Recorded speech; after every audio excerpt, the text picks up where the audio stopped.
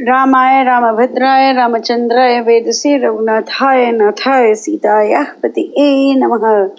Sundara chapter number 6, the continuation for the search of Mother Sita.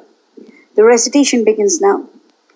Maruti, of matchless splendor, sat for a while on the domes and turrets, sank in thought and dazed as it were. Then he collected himself and plucked hope and courage out of the black despair. He changed his form as occasion demanded it, and renewed his search for Janaki throughout Lanka, and after a time he came to the lofty palace of Ravana. The abode of the emperor of Rakshasas was enclosed by lofty walls, rivaling the Lord of Day in splendor. Fierce Rakshasas of huge stature and matchless valor guarded it ever, as lions keep watch over their forest haunts. Lofty porticos of gold and silver, curiously wrought, adorned its front. The lintels, the gates, and the guard rooms were fashioned and laid out after designs unknown in the worlds of men. Countless elephant guards, battalions of infantry, ever vigilant and tireless, war horses of noble breed that defy the lethal weapons of the enemy, and serried ranks of chariots kept sleepless watch over the palace day and night. Huge cars threaded the city on all sides, inlaid with gold, silver, and ivory, and spread with the skins of lions and tigers, and ever rumbling like distant thunder. The lordly mansion of Ravana was a veritable museum of rare vessels, couches, lounges, divans, flashing with gold and gems of unknown variety. Beasts and birds, rare and beautiful, roamed in thousands all around, each brought up as suited its habits and class. Frontier guards, especially trained for that purpose, kept tireless watch over the capital, dearer to them than their very lives. Like the dark and fathomless deep, the city gleamed with the splendor of noble dames, and gave a muffled roar as of distant waves, as the breeze wafted over the gay laughter of the citizens and the sweet sounds of the priceless ornaments they wore. The town wanted nothing that could conduce to the happiness of kings. The sky was heavy with the perfumes of sandal and aloes. Noble men and women graced it, even like mighty lions and lionesses in a vast forest. Huge war drums, kettle drums, conches, and other instruments of martial music sounded ever through the city. Not a day passed without due worship being offered with flowers, incense, and perfumes to the powers that kept watch over it. The sacred days of the new and full moons were devoted to the rites of fire, to ward off evil and invite everything auspicious and good. The mansion of Ravana was the center of love and reverence of his myriads of subjects who paid worship due to it as a holy spot, as the abode of their Lord and Master. Lanka could, in no wise, be distinguished from the ocean around, its voice being akin to the roar of the billows that guard it from foes. It was, as it were, strewed with vessels and ornaments of priceless gold and silver, gem-encrusted. And Anjaneya cast his wondering eyes on that mansion of the Lord of the Rakshasas, resplendent in its wealth, elephants, horses, chariots, and warriors. He could not contain himself, but he was forced to admit that it was the brightest ornament of the capital. He drew near the gates, searching most carefully through the residences of the Rakshasas, the gardens that surrounded them, and the terraces and towers that crowned them, without the slightest fear of trepidation.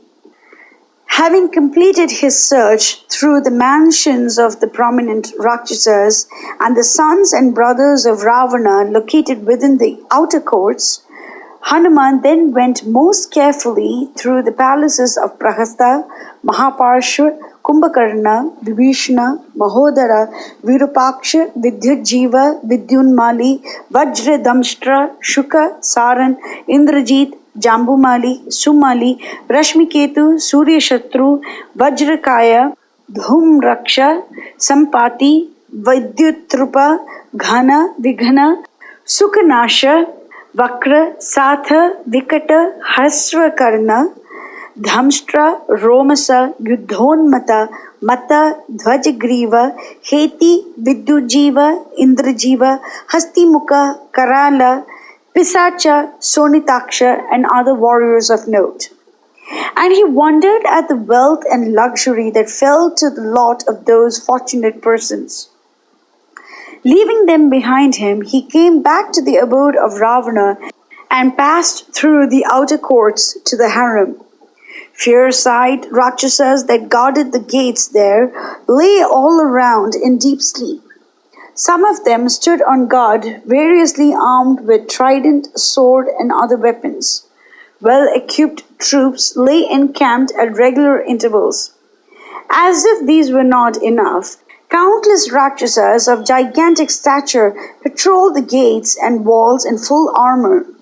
Horses of deep red and snowy white, fleet as the desert wind, were to be found here and there. Numerous elephants of noble breed roamed proudly over the place, endowed with every perfection, like huge mountains covered with cataracts or dumb clouds in the act of pouring forth their precious life currents. They were quite enough to deal death and destruction to the enemy's forces. They were more than a match for the well-trained elephants of the foe. They were perfect in every art and device known to the training of elephants. They were fit to be ranged on the battleground by the side of the lordly Airavata of Indra. Their roar resembled that of surcharged cloud banks. Myriads of infantry, gaily adorned with rare gold and gems, shone like the morning sun. The palanquins of various designs and unsurpassed beauties were past count. The eye rested with pleasure on many a curiously fashioned bower, on many a pavilion adorned with the loveliest specimens of the painter's art.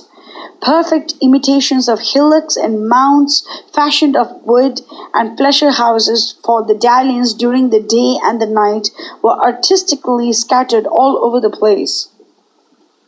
There was many a cage of rarest workmanship for the peacocks to abide in. Flags and banners were raised aloft everywhere, commemorating the wondrous achievements of the Rakshasa lord. Numerous coffers and treasure chests were filled to overflowing with pearls, corals, coins, and other articles of priceless value. Maruti could not contain his surprise at the sight of that vast mansion of the ten-headed lord of Lanka. It was designed and wrought by architects of the highest intelligence and ability. Lofty as the Mount Mandara, it was complete in every variety of bird and beast and rare metals. Like the Mount Kailasa on which abides the Lord Mahadeva, its turrets lost themselves in the sky. That capital of Bhutas and Rakshasas soared aloft as if it were the huge cloud of spotless white. Even as the Lord of the day shines in the luster of his rays, it shone in the splendor of Ravana himself and the brilliance of the rare gems that were to be found in it. Innumerable beds, couches, lounges, and divans of rarest gold and strangest make, settees, seats, chairs, decanters, goblets, cups, bowls, jugs, jars, and plates were to be seen in endless profusion. It was not overcrowded, but laid out with healthy spaces between. Other places there were with numerous courts and lofty domes. The remains of rare and delicious drinks were to be found there in vessels rich with precious stones. The sweet music of the anklets and waistbands of some maidens, dancing in response to the spirit of excitement that liquor had roused in them, fell softly upon the ear, mixed with the sound of drums of various shapes and style. In fact, it was a home of the loveliest and the most charming specimens of womanhood. It put to shame the matchless abode of Kubera, the lord of wealth, by its beauty, splendor, and magnificence.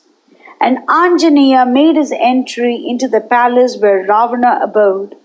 Mangalam Kushalendraya Mahaniya Gunapte Chakravarti Dhanurjaya Sarvabhaumaya Mangalam.